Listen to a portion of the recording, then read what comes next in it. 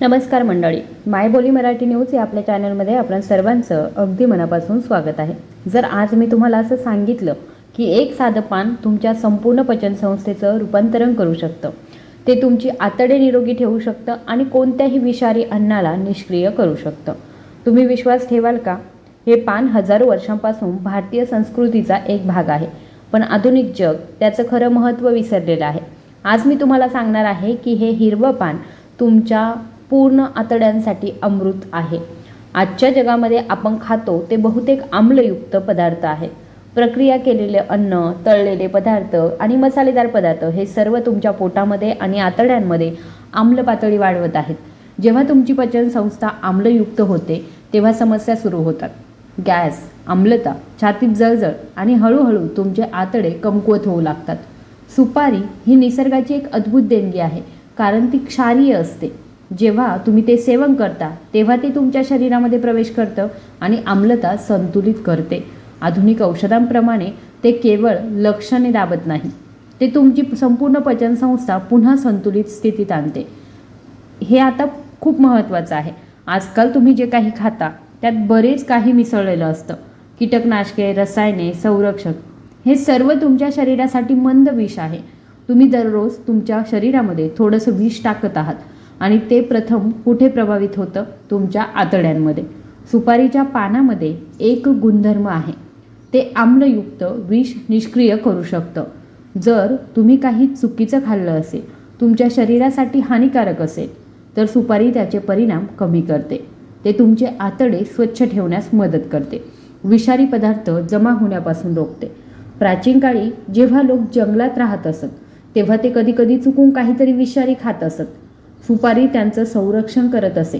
ते काही प्रमाणामध्ये सापाच्या विषाला निष्क्रिय देखील करू शकतं. मी असं म्हणत नाही की ते पूर्णपणे थांबवेल, परंतु ते परिणाम नक्कीच कमी करते. पहा, तुमची पचनसंस्था फक्त अन्न पचवण्यासाठी नाही आहे, ती तुमच्या संपूर्ण शरीराचा पाया आहे.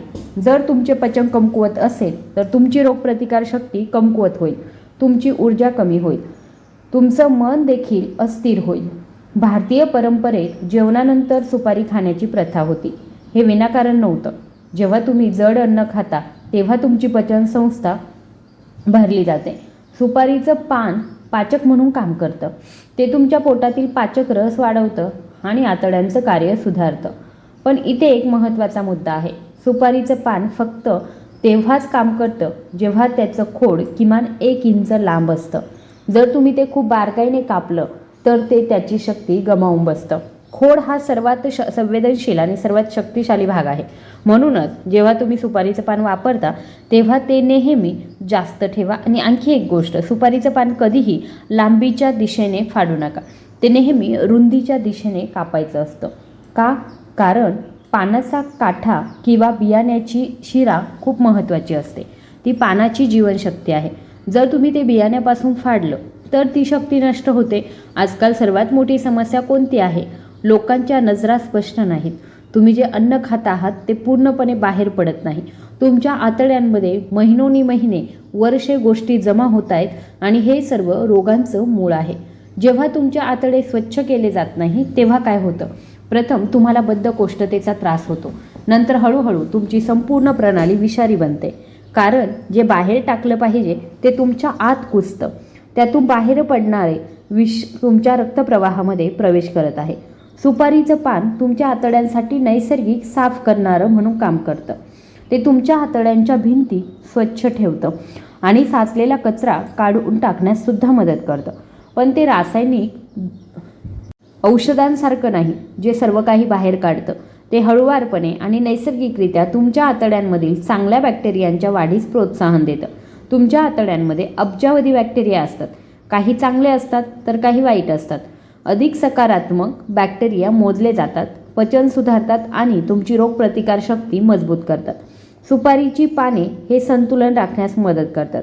असं समजू नका की दररोज 10 किंवा 20 सुपारीची पाने खाणं ठीक होईल. ते खरं नाही आहे आणि चांगलंही नाही.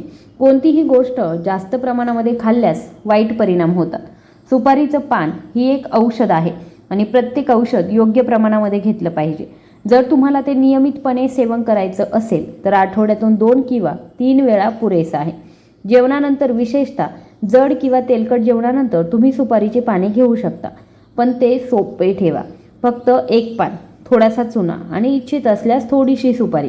जास्त मसाले, तंबाखू किंवा गोड गुलकंदची अजिबात गरज नाही. आणि लक्षात ठेवा, सुपारीची पाने ताजी असली पाहिजेत. जर पान जुनं किंवा कोरडं असेल तर ते त्याचे गुणधर्म गमावतं. नेहमी हिरवं पान निवडा आणि शक्य असल्यास सेंद्रिय पद्धतीने ते पिकवा. कारण आज सुपारीच्या लागवडीतही अनेक रसायने वापरली जातात. रासायनिकदृष्ट्या सुपारीचं पान अनेक पोषक तत्वांनी भरलेलं असतं. त्यात vitamin A, vitamin C, vitamin B complex असतात. त्यात कॅल्शियम, फॉस्फरस, लोह आणि इतर महत्त्वाचे खनिजे देखील असतात. परंतु सर्वात महत्त्वाचं म्हणजे त्यात काही संयुगे आहेत जी शास्त्रज्ञांना अजूनही पूर्णपणे समजलेली नाहीत. उदाहरणार्थ, सुपारीच्या पानामध्ये आवश्यक तेल नावाचं एक संयुग आहे. हे तेल जळजळ कमी करतं आणि बॅक्टेरिया मारतं. ते विषाणू मारतं. ते तुमची रोगप्रतिकारशक्ती मजबूत करतं. पण हे तेल नक्की काम कसं करतं हे अद्याप पूर्णपणे समजलेलं नाही. त्याचप्रमाणे सुपारीच्या पानांमध्ये फ्लेवोनॉइड्स नावाचं संयुग असतं. हे शक्तिशाली अँटीऑक्सिडंट्स आहे. ते तुमच्या पेशींना नुकसान पोहोचवण्यापासून वाचवतात. ते वृद्धत्वाची प्रक्रिया मंदावतात. ते कर्करोग रोखतात. परंतु ते कसे काम करतात हे देखील अद्याप पूर्णपणे समजलेलं नाही. आणि येथूनच योगाचं महत्त्व सुरू होतं.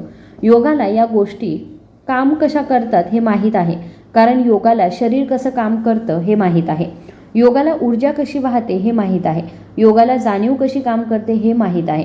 आणि या ज्ञानाद्वारे योगाला या वनस्पतींचा योग्य वापर कसा करायचा हे सुद्धा माहीत आहे. पहा, जेव्हा तुमची पचनसंस्था निरोगी असते तेव्हा संपूर्ण शरीर निरोगी असतं. ही वेगळी गोष्ट नाही आहे. तुमचे आतडे तुमच्या दुसऱ्या मेंदूसारखे असतात. शास्त्रज्ञ आता त्याला आतडे मेंदू कनेक्शन म्हणतात. पण आपल्या पूर्वजांना हे कसं हजारो वर्षांपूर्वी माहीत होतं? जेव्हा तुमचे आतडे निरोगी असतात तेव्हा तुमचं मन शांत असतं. तुम्ही कमी काळजी करता. तुम्ही चांगले झोपता. तुमची त्वचा स्वच्छ दिसते. हे सर्व जोडलेलं असतं. म्हणूनच सुपारीचं पान फक्त पचनासाठी नाही, ते तुमच्या संपूर्ण अस्तित्वावर परिणाम करतं. पण लक्षात ठेवा, कोणतीही एक गोष्ट चमत्कार करू शकत नाही. सुपारीचं पान हे एक साधन आहे, एक मदत आहे. पण जर तुम्ही दररोज चुकीचं अन्न खात असाल, अनियमित दिनचर्या जगत असाल तर कोणतेही पान तुम्हाला वाचवू शकत नाही. सर्वात महत्त्वाची गोष्ट म्हणजे योग्य आहार. ताजं, साधं, पौष्टिक अन्न, नियमित दिनचर्या, योग्य वेळी उठणं, योग्य वेळी झोपणं, योग्य वेळी खाणं आणि शारीरिक हालचाली, थोडासा व्यायाम, योगा किंवा किमान चालणं तरी. जेव्हा तुम्ही हे सर्व करता तेव्हा सुपारीचं पान वरच्या चेरीसारखे असते. ते तुमचे प्रयत्न आणखी प्रभावी बनवतं. म्हणून निसर्गाने आपल्याला सर्व काही दिलं आहे. हे ज्ञान आपल्या संस्कृतीमध्ये हजारो वर्षांपासून अस्तित्वात आहे. परंतु आधुनिकतेच्या शर्यतीत आपण ते विसरलो आहोत. आता या प्राचीन ज्ञानाकडे परत वळण्याची वेळ आली आहे. सुपारीचं पान एक साधी गोष्ट वाटू शकते, परंतु त्यात असाधारण गुणधर्म आहेत. तुमचे आतडे स्वच्छ करण्यापासून ते विषारी पदार्थ निष्क्रिय करण्यापर्यंत, पचन मजबूत करण्यापासून ते तुमचं एकूण आरोग्य सुधारण्यापर्यंत ते एक समग्र औषध आहे. पण लक्षात ठेवा, ते जादू नाही आहे. ते निसर्गाची देणगी आहे आणि त्याचा आदर केला पाहिजे. ते योग्य प्रमाणामध्ये, योग्य पद्धतीने, योग्य समजूतदारीने सेवन करा. आणि महत्त्वाचं म्हणजे ते तुमच्या एकूण निरोगी जीवनशैलीचा भाग बनवा, शॉर्टकट नाही. तुमचं शरीर एक मंदिर आहे. त्याची काळजी घेऊन आणि निसर्गाच्या या देणग्यांचा वापर करून तुम्ही केवळ निरोगी राहू शकत नाही, तर पूर्णपणे चैतन्यशील जीवन देखील जगू शकता. माहिती आवडली असेल तर कृपया आपल्या व्हिडिओला लाईक, शेअर आणि सबस्क्राईब करायला विसरू नका. धन्यवाद.